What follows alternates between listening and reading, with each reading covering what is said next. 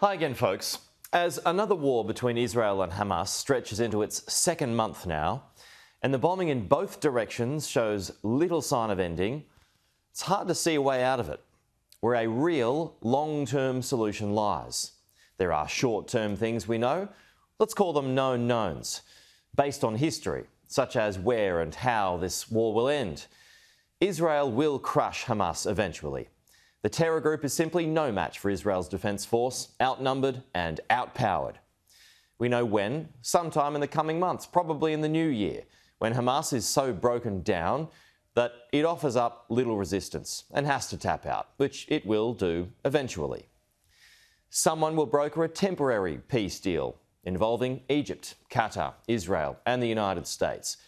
What role Hamas plays in this is uncertain because there won't be much left of it. The Palestinian Authority may have to have a say, but unless all sides agree on something long-lasting, it will just be a temporary fix, and another war will erupt in the decade ahead. Israel has said it seeks the total annihilation of Hamas this time. But how do you end something which subscribes to and follows an ideology? Sure, you can wipe out its leadership, kill thousands of its fighters and destroy its military capabilities, but the ideology will remain. And fighters, who are young now, will simply regroup in the years ahead because the initial underlying problems are still there.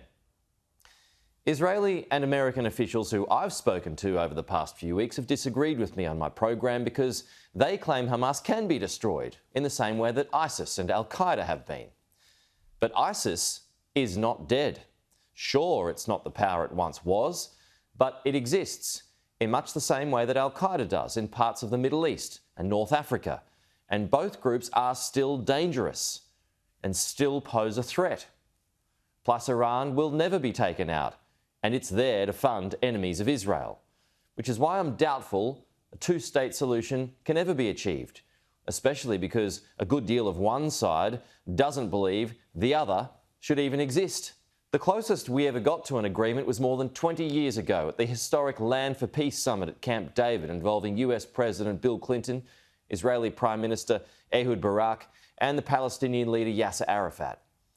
It involved concessions on both sides, but it would have created two states.